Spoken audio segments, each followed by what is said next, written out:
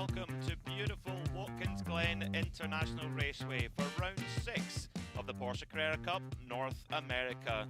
The championship is heating up as we head back to the IMSA WeatherTech Championship paddock after a brief stop with the Formula One World Championship in Miami, and we're ready to go in a slightly cloudy and overcast Watkins Glen International. My name is Peter Mackay, and joining me is Ryan Marine. Ryan, welcome back to the Porsche Carrera Cup North America. Tell us a little bit about this iconic venue.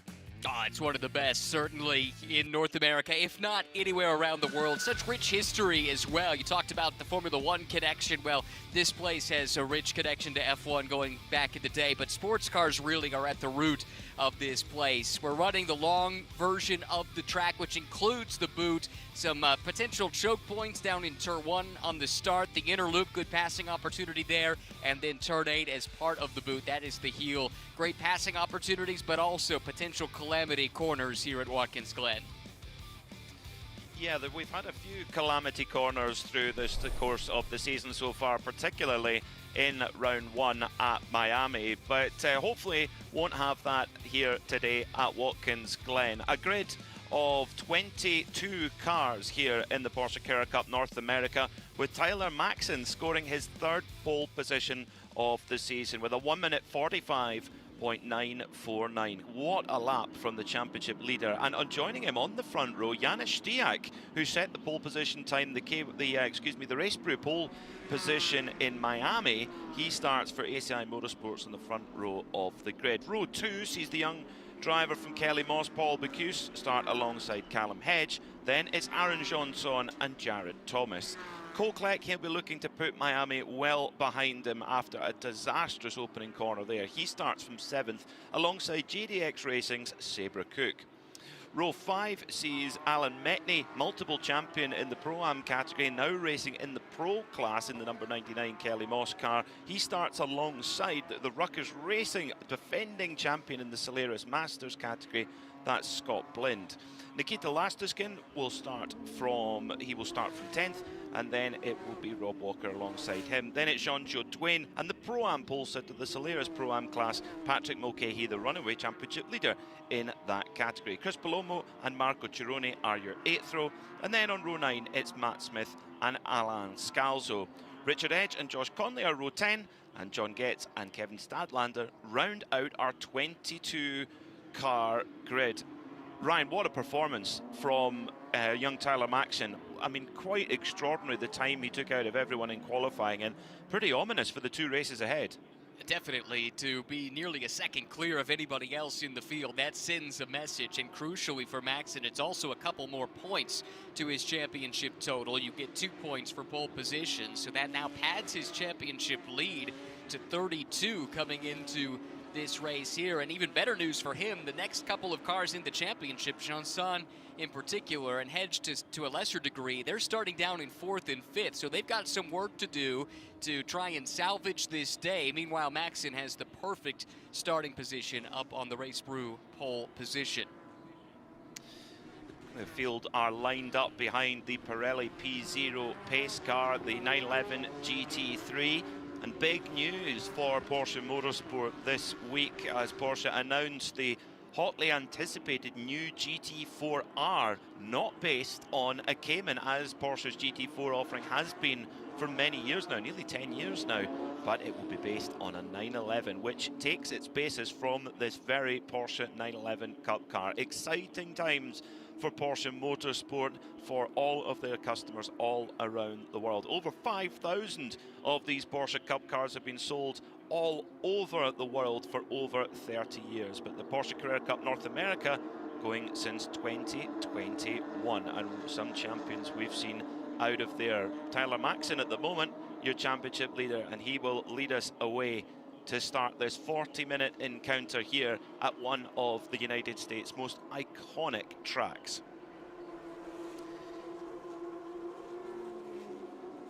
Pulling through towards the latter part of the lap then. Maxon is going to lead them away, and he hits the loud pedal straight away. Green flag in the air here at Watkins Glen International Raceway. Tyler Maxon, and he enforces his position in pole position, heads off through turn 1, and it leads away then with right behind him Janis Stiak, who started on the front row. And oh, spinners around. It looked like the pole sitter in the Solaris Masters category, and oh no, it's the Ruckus Racing car and Marco Cironi. So Scott Blend and Marco Cironi involved, and I'm getting deja vu here, Ryan Marine. The lap 1, turn 1, Watkins Glen. We've seen this movie before. We have, and it doesn't have a happy ending for so many. We see Rob Walker also involved in this. Looks like Alan Metney caught a piece of it as well. There's another car driving off behind the wall into a safe spot, but at least 3 cars seemingly eliminated in this incident, possibly 4, and others might have taken a piece of it too. So, yeah, really frustrating way to start here, especially for some drivers that had aspirations of big results in their respective classes here today. Alan Metney, a 4-time winner at this racetrack in the Porsche Carrera Cup North America. He, unfortunately, is dead stick, as is Herbie the Lovebug, Rob Walker in the number 53 car run by JTR, and that they are both dead stick and are not going to be going anywhere. So, unfortunately, we see the Pirelli P0 pace car a little bit earlier than we would have otherwise have liked. Great control from the start for Tyler Maxon, but a little bit further back, going around turn 1, it looked like the bright yellow Ruckus Racing machine just got a little bit loose on the exit of turn 1 on the curve, spun round, and that just triggered a little bit of a falling of dominoes there. Well, we said turn 1 could be a potential pinch point, and we saw that here. Keep an eye, middle of the pack. It's the first of the bright yellow cars that we're watching. Scott Blend up and over the curb. It shot him back across the track. Everyone else moving in avoidance. Boy, Walker really unfortunate there to get cleaned out by Metney, who had been tagged himself and spun right into Walker's path. And quite frankly, really good driving from some drivers further back in the pack to avoid getting a piece of that as well. Chris Belomo for Kelly Moss also involved in that one. Alan Metney out of the car and taking his gloves off, as is Rob Walker. That's such a shame for particularly for Alan Metney, who's taken on a big, brave program this year. You know, has been in this championship for several years and has decided this year to go into the pro class. He would be eligible for the Solaris Masters category, but he's elected to go into Mobile Pro. And you know, particularly in Miami, Ryan, right, he's proven that was a fair decision. Yeah, just missed out on the podium. In fact, finished 4th. Great result for him there in the most recent race of the season, and especially returning to these natural terrain road courses. First we've had of those since Sebring. It's been a couple of, let's call it a street course and a street course with an asterisk, right? Long Beach and Miami the last couple of rounds. And maybe the results there, especially at Long Beach, weren't quite where he wanted it, but great finish, as you mentioned, in Miami. One more look at this here. Just watch Blend up and over those curbs, and the car suddenly shoots back to the right, tags into Metney, and chaos ensues from there. We saw that last year here at Watkins Glen International Raceway, which had real implications for the championship, with Riley Dickinson involved in a big wreck in race 2, and that really kind of put him on, that was his championship from there, to be honest. Right. It put him on the back foot. So it's, you know, if there's 1 or 2 other drivers in there, Scott Blend, you know, he really needed a big result here. Winner last year in the Solaris Masters Championship, but it's been all, you know, all about Marco Cironi so far this season. This was Scott's chance to land a bit of a punch, but actually Cironi had his own completely unique spin, but about 5 or 6 car lengths behind, backs it into the barrier, but appeared to drive away, and he is still moving, so he will be able to carry on, hopefully, for that crew. But the Solaris Masters category, lots of the top runners there involved in that wreck. Yeah, certainly, and Cironi has been the pace setter in that class over the course of the season. 3 straight wins to start the year. Here's a look at the 4 that got the most of this damage. Edge, Blend, Walker, and Belomo. We saw Cironi, as you mentioned, had his spin of his own, which appeared to be in avoidance, trying to stay out of this mess, but has been able to continue on, and I'm hopeful that maybe I'll be able to take a glimpse out the window and see if that car's made it back to the pit lane. I don't see it here at the moment, Peter, so maybe it's gone back to the paddock or just hasn't made its way back around yet. But Cironi certainly will hopefully be able to resume this race and maybe try and salvage something, because you're right, this opens the door for a few other drivers within that Masters class to make some big inroads in the championship. Well, I mean, the top three, in fact, the top four in the championship, all involved in that one. Marco Cironi, Scott Blend, Rob Walker, and Chris Palomo, all four of them. They're the top four in the championship. Right, so big opportunity there for those that are still running there in the championship. Cironi's lead was pretty substantial coming into this race, over a full maximum points score in front in the championship in that class. So with him out and with the rest of the top four, this could be a big day for the likes of John Getz or Matt Smith, Alan Scalzo, Kevin Statlander, among others. They're the top four in this race here right now.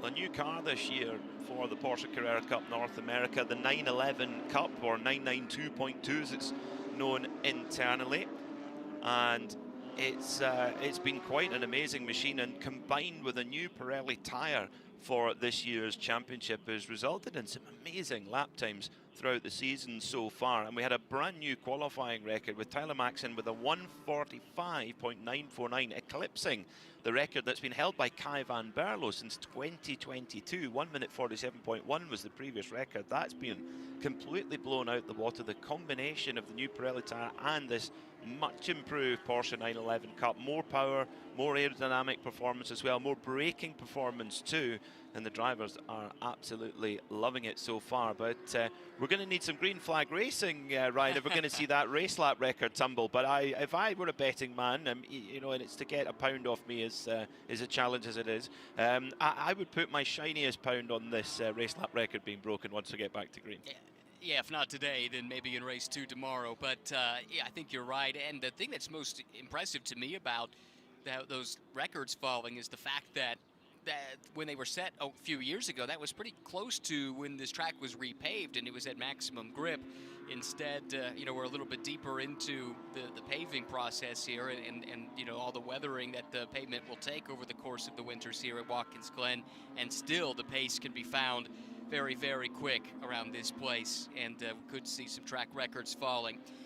You know, we talked a little bit, Peter, about Alan Metney and the season that he's had so far. This is a big setback for him, especially after that strong run at Miami. But you think about what he has done with this Kelly Moss team, that best finish of the season the last time out, and then, you know, he knows how to get it done here. One race won here 1 year ago in the ProAm class. Now this year stepping up that class to the Pro class, and still very much in the mix. And he'll have to go back to the paddock, regroup with the rest of the team, and hope that they can come back stronger tomorrow.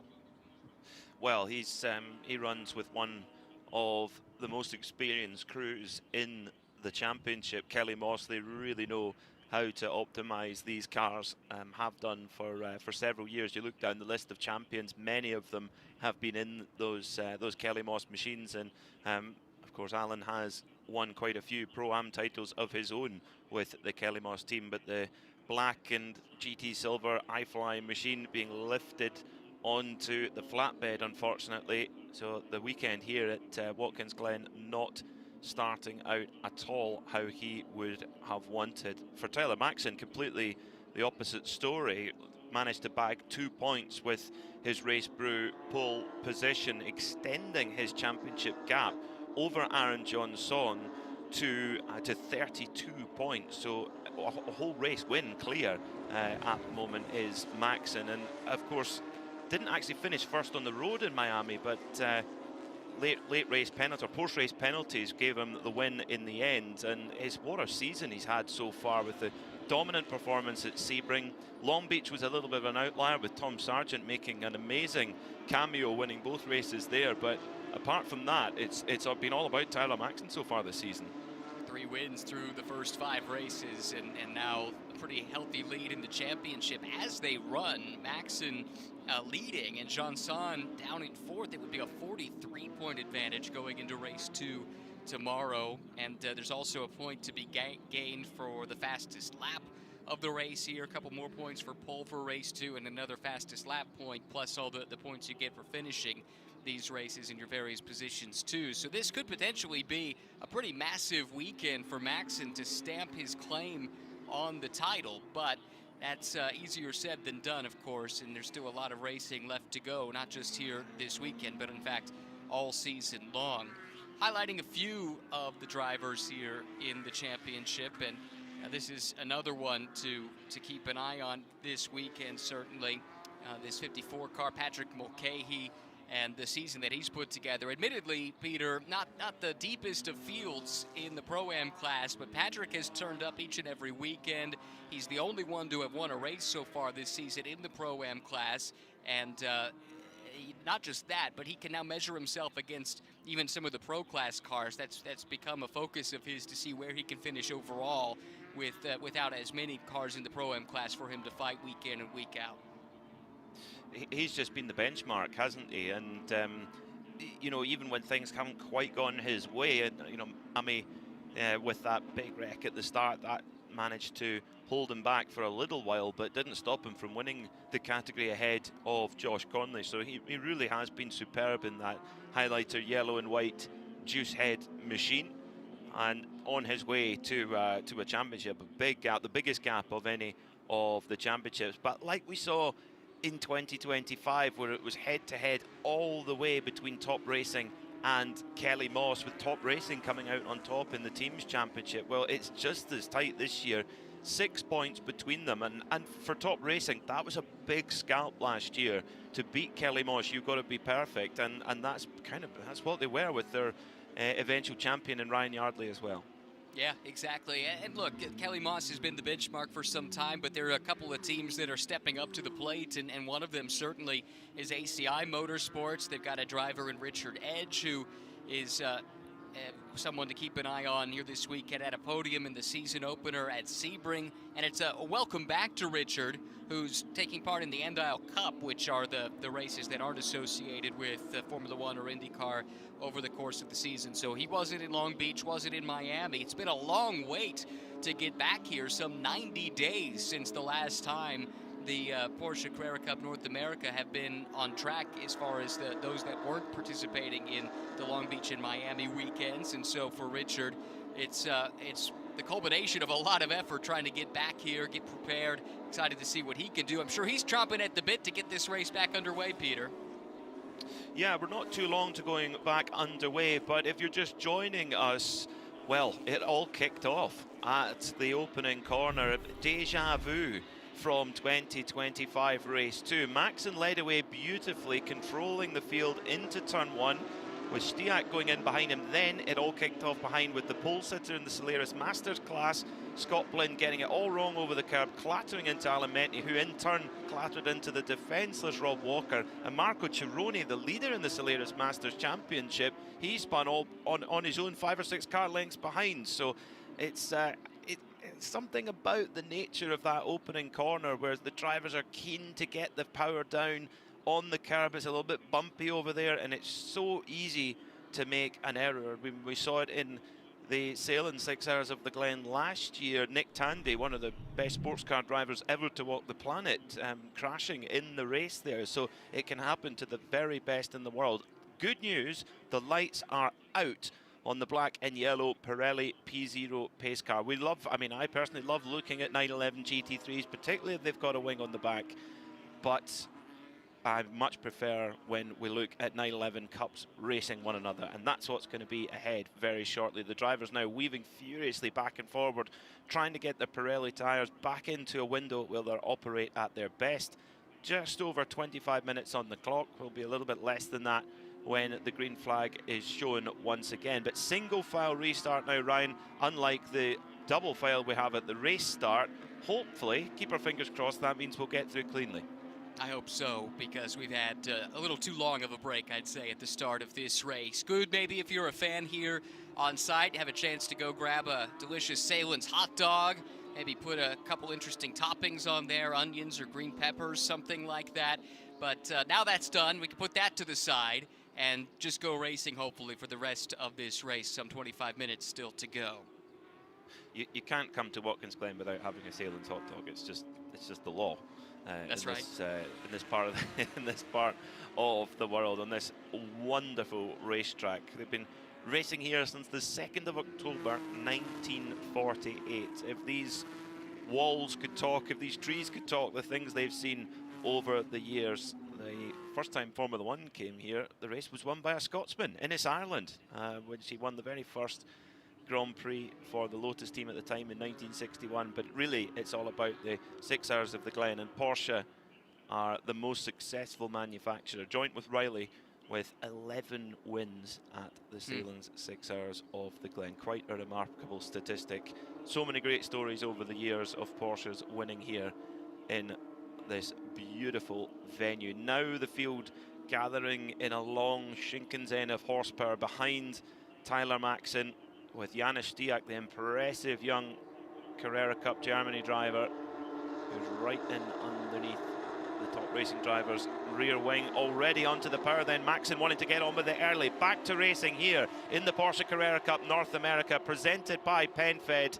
Green flag in the air then. We're back racing at Watkins Glen. Maxon weaves back and forward, as does Stiak as they approach turn 1, the 90, and up the inside goes Jared Thomas on Paul Bocuse. Then great move there to go in behind Aaron Johnson. So into 5th position goes Jared Thomas. So that's an opportune move there. Through the S's they go, so fast through here, nearly 150 miles an hour by the time they catapult out of the S's and then head up towards the bus stop. Through the first sector point they go, and it's Aaron Johnson who's having to go on the defensive now, because Thomas is on the attack into the bus stop. They nearly touch, they do touch. Big slide for Jared Thomas then. Aaron Johnson hangs on, and Jared Thomas does as well, but oh, that's going to give a little bit of a breathing space to the cars ahead. The leading 3, they're making a breakaway. They are, and Paul Bocuse thought that was an opportunity for him to get alongside the battling duo. That left him vulnerable. Cole Kleck slid up the inside and grabbed that spot, and Paul's troubles aren't done just yet. I think it's Sabra Cook next to try and line up a move, but how about this? Side by side through the inner loop. Tough place to make that work, and great car control by both Thomas and Johnson to come out on the other side despite a little touch. Johnson with some great awareness there. He could see the move coming from Jared Thomas, and of course these two drivers have they've cut their teeth in the cut and thrust of some of the other championships in the IMSA paddock, and they know what it means to get their elbows out and how to race in close quarters. And Johnson trying desperately to get back on case with the podium finishers. He cannot afford to let Maxon get a big run of points here at Watkins Glen, because it's just, you know, he can't afford it. Into the pits though comes Maxon. Maxon's coming into the pits. What is going on for Tyler Maxon? Into the pits he goes. What is the story here, Ryan Marine? Oh, I wish I knew. This is a massive change here, not just in this race, but in the complexion of the championship. We were talking about this being a potential opportunity for Maxon to stamp his claim on the championship here before the midway point, and it looks like it might be a puncture right front as the crew goes to work. This will be so costly for Tyler with just 21 minutes and 30 seconds left. Drama here at Watkins Glen then. Janis Stiak leads the race, but championship leader Tyler Maxon with a puncture coming in to change the front right wheel, and that is absolute disaster for the championship leader then, and that is joy for Kelly Moss, for Racing for Children's, and for Aaron Johnson, because he moves up into 3rd position, and all of a sudden that gap that we talked about, that 32-point gap that Maxon has over Johnson, well, it could erode in the next 20 minutes. So for Maxon, he's got a lot of work to do. What he wants to see, he really wants to see that Pirelli P0 pace car again, because that, of course, would bunch the field up. Maxon drops all the way down to 10th in class. He's only ahead of Alan Metney in that pro class, and that's because Metney was caught up in that lap 1 incident. Johnson runs 3rd. That's an 11-point swing between 3rd place and 10th place, so it would be down to just a 21-point deficit as they run. It's hard to fathom where Johnson actually picked up any damage to the tyre, because he was leading the field away, and all the incident happened behind him. I mean, I only can assume that he's maybe picked up some debris after going through the area where there were several cars off the roads. I mean, terrible luck for Tyler Maxon. But for Janis Stiak, it's definitely, well, it's benefit for him, but he's going to have to hold off Callum Hedge in the GDX car, and indeed Aaron Johnson coming through the first sector. This is a part of the racetrack through the S's where Maxon has just been imperious over the rest of the field, and the rest are it has been a bit of a pest of the rest so far, but the whole complexion of this weekend has been turned on its head. The good news for Tyler Maxon and for the team is that he does have pole position for race 2, judge it because he had the best 2 laps in qualifying. Yeah, that's true. So he'll have good starting position for the race tomorrow, and that is a little salve on the wound, but definitely a frustrating day today, and at this point, without a yellow to bunch things up, I think he'll have a hard time making too much progress through the pro field, because he'll have to pass his way through the other classes first to get to the next car in line. So again, this becomes a really big opportunity here for the likes of Hedge, for the likes of Johnson, Thomas as well, but it's Stiak who's here to make a point today. And you know, this shouldn't come as a surprise that he's at the front. He's been a front runner in Carrera Cup Germany before. He's a champion in the Middle East Carrera Cup Championship, and was quick in Miami, had the pole, and never got a chance to showcase that speed in the race. So this is a real chance for him, too, to make a statement at the midway point in the season.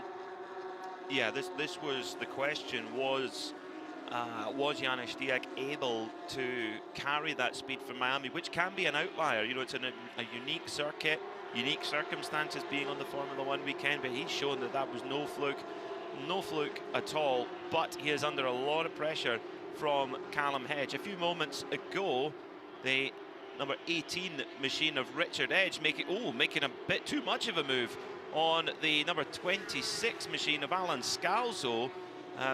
Scalzo appears to have carried on. Cironi, we talked about Marco Cironi, our leader in the Solaris Masters category. He has been into the pits but is back out again. So for points for the championship for him, it might not be a big load of points, but it'll be some points. And well, with Scott Blind and the rest of his championship rivals parked at the side of the road, he's actually looking like he will extend his gap in the Solaris Masters Championship at the moment. Yeah, what a strange set of circumstances to have all 4 of the front runners in that class championship affected by the incident. And the fact that Cironi is able to continue on, albeit delayed, he ends up at least ahead of his closest championship rivals here, and that is one way to salvage a tough day. But again, it does open up a chance for some of the others to make some gains in the championship fight themselves. Meanwhile, here's Callum Hedge starting to look to the inside of the leader, Janis Stiak. And Peter, to my eye at least, that number 9 car, that second overall, is starting to look pretty threatening here as the race starts to wear on. Totally agree. Callum Hedge in the Race Brew 0.0 white and black car all over the back of Janis Stiak, but Stiak's experience in the rough and tumble of the Carrera Cup Deutschland, which is regarded by many as, certainly in Europe, the most competitive of the Carrera Cup National Series, because many of the drivers who compete in the Mobil 1 Super Cup International Series will do a dual program. They'll also compete in Carrera Cup Deutschland. So if you've cut your teeth there, you know how to handle these situations. But Callum Hedge, one of many quick Antipodean drivers who have come through this championship, and great to see that talent coming through. Ryan Yardley, of course, winning the championship last year for Top Racing. And while it's on my mind, Ryan, I mean, what a story for 2024 champion of Porsche Carrera Cup North America, Luke Hartog, not just racing in the Salem 6 Hours of the Glen, racing in the Grello Manthey factory car, basically. What an achievement for that young man, and proof that this championship is where stars are born.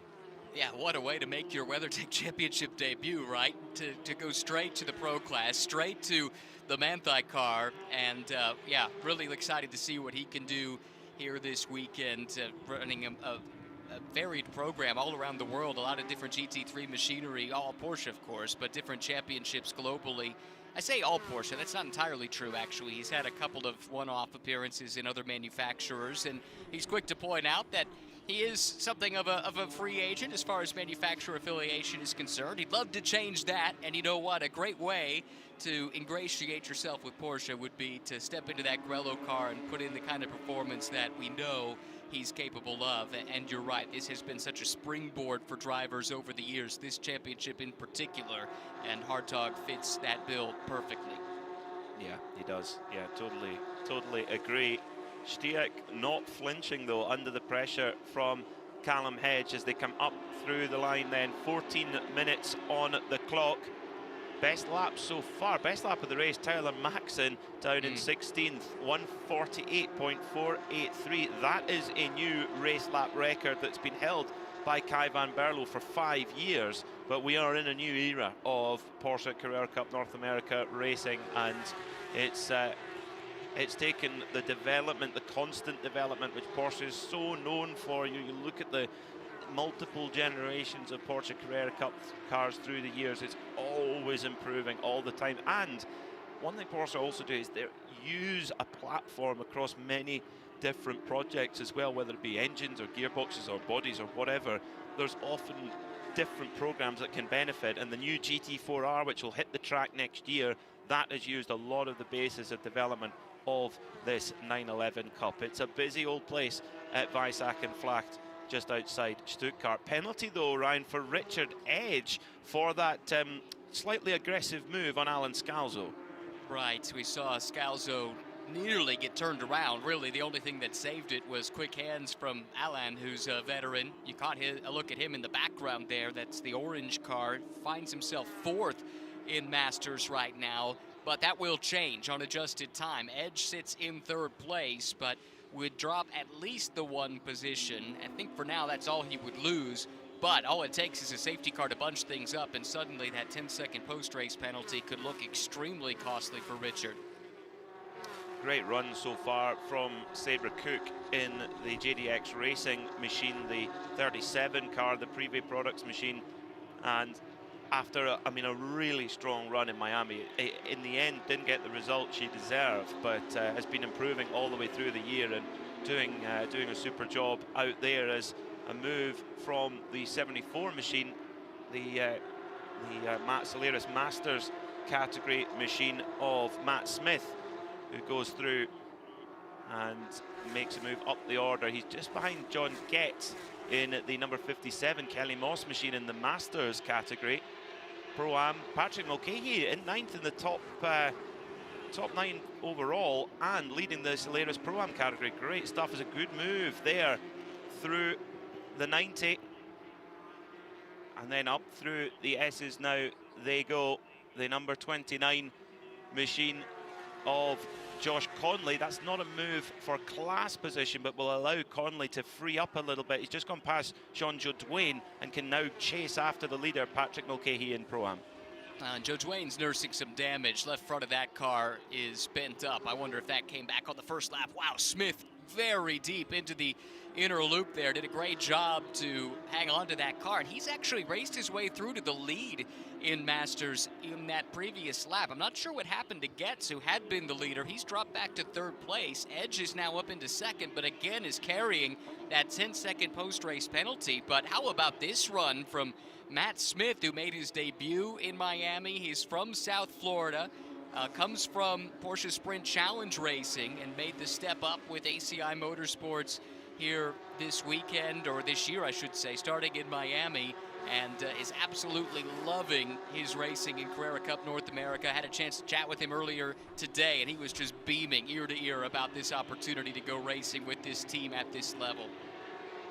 In this car at this circuit, it doesn't get a great deal better. Tyler Maxon now into the mix of this group, trying to make as many positions up as he possibly can in the next 10 minutes before the checkered flag is shown, and just try and limit the damage. I mean, a puncture, what are the chances of that so early on in the race? But it is all going in the Solaris Masters category with John, as Ryan mentioned, John Getz, who was leading, dropping back a little bit then. Richard Edge up into 2nd in that category. John Getz down to 3rd, but Edge, of course, with a 10-second penalty hanging over him. So net, that would put gets back up into second. Maxon finding his way and cutting through into the pits again. Another pit caller, John-Joe Duane, who's been trying to carry on with that damaged splitter, new three-piece front wing and splitter on these new 911 Cup machines, and that looks like it's going to need replaced, and John unable to carry on with it as it is. So in the pits then for John-Joe Duane, and doesn't look like there's an enormous hurry to get him back out on track with only 9 minutes left. Yeah, that's frustrating. He was doing his best fighting ungamely, but clearly that was really affecting the handling of the car. Coming off his best result of the season, a 6th in class at Miami, but today will be a day to forget. And the good news is they get a chance to try it again tomorrow, but you're getting a look at the damage to this car up at the front, and it's not massive, Peter, but it's definitely enough that it's affected his ability to go fast, and I think they've made the right choice. Bring that car in. Let's start thinking about the repairs and making sure that car's ready to go for race 2. Yeah, that's important. Tomorrow we go racing in the morning, and so yeah, there's a bit of work to do to get the car ready. Of course, so much of the important parts of the car, the cooling pack, etc., in the front of the car. Don't want to be going into the second race without that absolutely perfect. Stiak holding on at the moment with just under 9 minutes to go. Can he make it a debut win here in the Porsche Carrera Cup North America at just the 6th round of the season? We knew that he would be a threat of sorts with his credentials as the Middle East Carrera Cup champion, as a front runner in the Carrera Cup Deutschland, but there were so many unknowns coming into this season, with the exception of Aaron Johnson and Tyler Maxon, who came on so strong at the end of last season. They carried that into this season, no doubt about it. But so many new faces this year, Ryan, which has made it tremendously exciting and kind of wide open as well.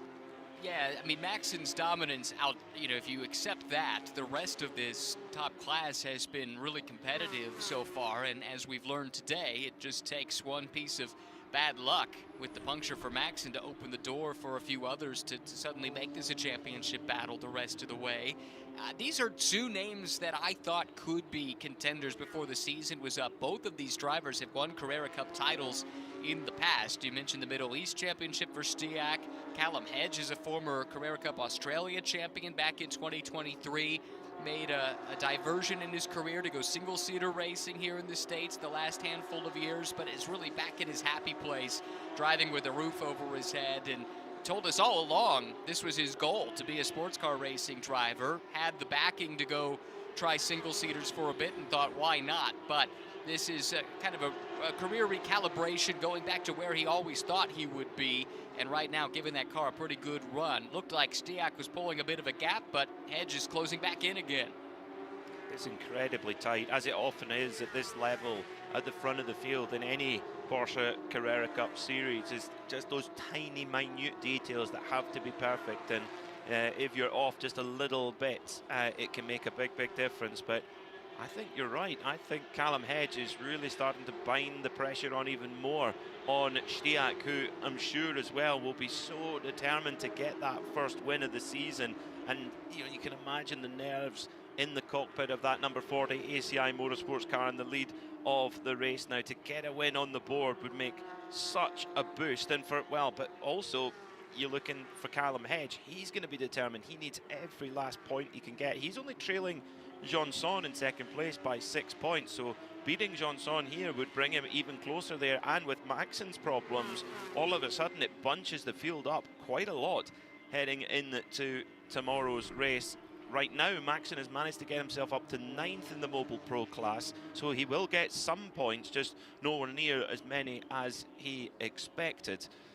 It's, I'm still in shock of what happened there to Tyler Maxon. Incredibly bad luck. Just over 5 minutes to go then, so I think we'll probably have 3 laps to go from now for our leaders, Stiak and Hedge. Maxon, meanwhile, is still mired within the Solaris Masters and Pro-Am categories and just trying to make as many positions up as he possibly can. But actually the next car he's got to get by is Nikita Lastuskin, who's in 8th place overall. At the moment, Maxon has just moved up into 10th place overall. So It's a big ask, even for someone with Maxon's pace.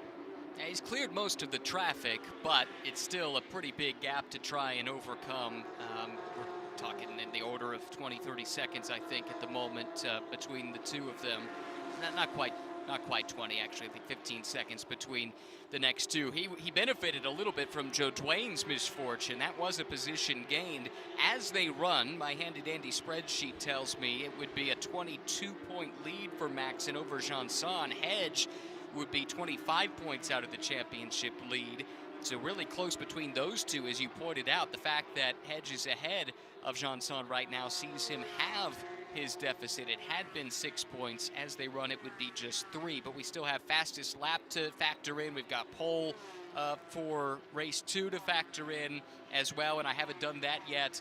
And also, of course, the race tomorrow. So it's all very provisional as they run, but it does go to illustrate how painful it can be to have the bad luck as Maxon did today when he evidently picked up a puncture, had to come to the pit lane for an unscheduled stop in the early going.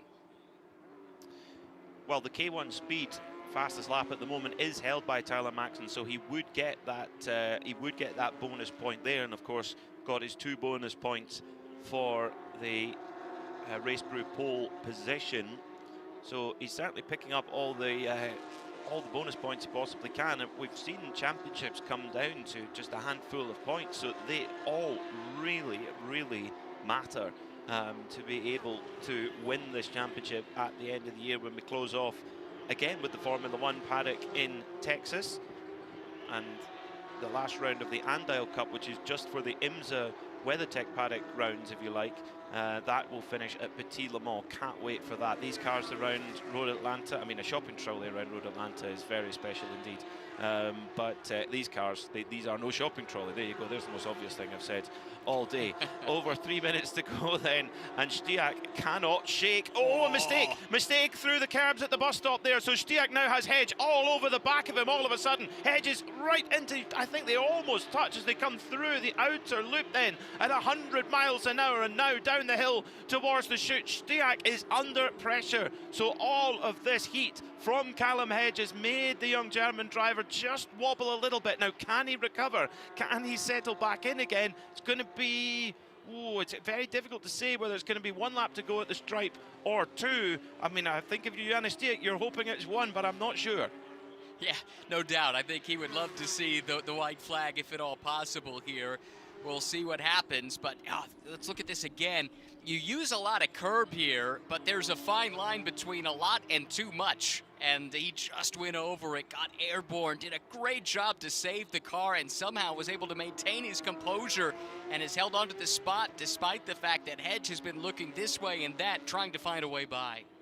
Exceptional car control from Stiak. Yes, you're absolutely right, Ryan. A mistake over the curb, but had to apply lock in both directions very quickly to get the number 40 car for ACI Motorsports back under control. But whoa, that was close, and it's going to be 2 laps to go. 2 laps to go, so we're going to go really into overtime here in the 6th round of the Porsche Carrera Cup North America, presented by PenFed Credit Union. Do not flick the channel. We are game on here at Watkins Glen, and the leading pair, Stiak and Hedge, they have cleared off up the road. They're 3 seconds ahead of Janson, who's in 3rd place, Jared Thomas in 4th, and Cole Clegg in 5th. And I have to say, Cole Clegg came under a lot of heat after that mistake on lap 1 at Miami, but what a way to steady the ship as well. I'm sure it's been difficult for him the last few weeks, but what a way to get back on track with his season. Well, it's a learning championship for a lot of these young drivers, and Cole has that junior title next to him. He is an up-and-comer, comes out of Sprint Challenge where he's had a ton of success. It's just a pretty public place to be learning your lessons, right? And it was not... It was a mistake that many have made, but it had egregious consequences because it came at the start. It cleared out so many cars, and I'm sure he's been stewing on that in the subsequent weeks and months, because that does not represent the kind of driver that Cole is, and he's really showing his quality once again today as Hedge takes a peek to the inside. I thought he was going to have a lunge there going into the heel of the boot. Callum Hedge going for the lead of the race on Janis Stiak, but Stiak just holds him off for now. Stiak looks like he's maybe struggling a little bit for grip as he maybe overdone it with the tyres. I mean, generally speaking, we've seen, particularly at Sebring, the tyre be incredibly durable and provide very strong lap time right to the end of the race. But let's see how it is here at Watkins Glen. 1 lap to go then for Janis Diak and for Callum Hedge. The white flag is in the air then. 1 lap to go of this incredible circuit. We've blown the qualifying record out of the water earlier on, and the race lap record, that's gone as well. That's gone the way of Tyler Maxon, who hasn't had the day he wanted at all, not through any fault of his own, but he will be determined tomorrow to try and put that right. He'll still lead the Mobile Championship, the Mobile Pro Championship, but he'll be frustrated nonetheless. But can Janis Diak hang on? I mean, where are the points where Callum Hedge can have a look though, Ryan? Where are the danger spots for Janis Diak? I think we just cleared it, because that's the spot that has given Jan a little bit of trouble here the last couple of laps, and he got through cleanly that time. He's been able to build a bit of a lead. Hedge will try to flash those headlights to see if he can do anything to distract Stiak, but I think he's through the most challenging part of the track for him. That said, Hedge is closing in for one last run at this, trying to take the win away on the final lap. Well, there was a little bit of a dress rehearsal going into the heel of the boot on the previous lap, so is it going to be for real now going into that corner, braking from 135 miles an hour? Here comes Hedge. He shows himself in the mirror large, but Stiak is not to be perturbed then. Into the final sector of the racetrack they go. Janis Stiak also worried about track limits a little bit as well, through the out of the exit of the heel of the boot, but 2 more corners to go. Has he done it? The young German Janis Diak in the black and red Scooters coffee machine in towards the final corner now. Has he done enough? It looks like it has. So after the disappointment in Miami, we head to New York State, and here is Janis Stiak, who wins here at Watkins Glen. What a drive, with Callum Hedge right in his wheel tracks. And 3rd place for Aaron Johnson, and some very, very valuable championship points. Well, not just the first win for Stiak, it's also his first podium. How about that? To break through, and he did it in a big way. Benefited certainly from misfortune for Maxon, but a great result nonetheless. And it's dominance once again for Patrick Mulcahy. He is the benchmark in the Solaris Aviation Pro-Am class. Once again, another win, 7 in a row. What a season it has been for Patrick Mulcahy. Congratulations to him, but it's all drama in the Solaris Masters category, because Richard Edge leads on the road right now, but has a 10-second penalty hanging over him. He takes the checkered flag. And is it enough of a gap back? Now, there's a question. Is it enough of a gap back to Matt Smith? No, it isn't. So Matt Smith will take the win ahead of Alain Scalzo, with John Getz coming home in 3rd place in the end. Richard Edge classified in 4th after all that. And Alain Scalzo, what a recovery from him, Ryan, to finish 2nd in category after being turned around at the toe of the boot. Yeah, and that's the penalty that Edge had to pay there at the end. It was for the contact with Scalzo. Great save from Alain to keep the car from going all the way around. He was knocked very sideways, did a great job to collect it, and then put his head down, made up a couple of spots on the track in the final few laps, and benefits as well from the penalty to Edge to get up to 2nd place, his best result of the year. And it's triple delight here at Watkins Glen. I think it's hot dogs all round at ACI Motorsport. They've earned it. They've won in all 3 categories, the Mobile Pro class and the Solaris Pro-Am and Masters categories. Superb stuff. Where are they going to put all the trophies? Hopefully they've got a big tent with them this weekend. They're a long-standing force in Porsche Carrera Cup North America, and a perfect day for them from their squad of drivers. Congratulations to ACI Motorsports. That will give them some good points in the Teams Championship as well. Confirming then, Janis Stiak, your winner by just under half a second. Callum Hedge pushed him the whole way, but couldn't quite break the young German's resolve. Aaron Johnson gets another podium in the 24 Racing for Children's Kelly Moss car. Jared Thomas was 4th, and Cole Collect steadying the ship after Miami. Great run for him, 5th place. Sabre Cook, good run to 6th place ahead of Paul Bacchus. With Nikita Lastuskin in 8th, Tyler Maxon a puncture from the lead early on in the race, forcing him to 9th place. And 10th overall, Patrick Mulcahy. your winner in the Solaris Pro-Am class.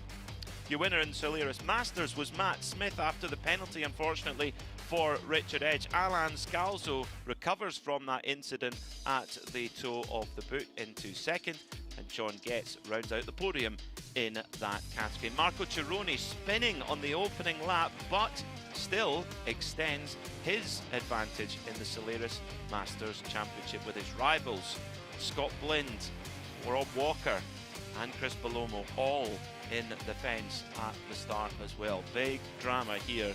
This place knows how to throw it up at Watkins Glen International.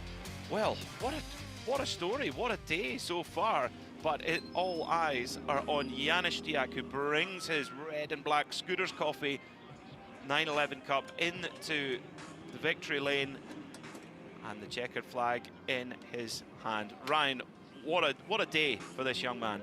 Huge for him, huge for the whole ACI team. And Peter, since we went to 3 classes in Carrera Cup North America back in 2024, I don't believe any team has ever swept all 3 in a single race. I've got the best people checking on that, so we'll be able to say definitively tomorrow, but early indications are that could be a history-making performance for the ACI team. Big smiles and big respect from the other crews as well, the top racing team down there as well. Well, action here in the sunshine at Watkins Glen International. All went wrong for several of the Solaris Masters cars early on that opening corner, and it went even more wrong for our championship leader Tyler Maxon having to replace a punctured tyre. But we'll be back tomorrow for more Race 2 here at Watkins Glen. Be sure not to miss it. We'll see you then.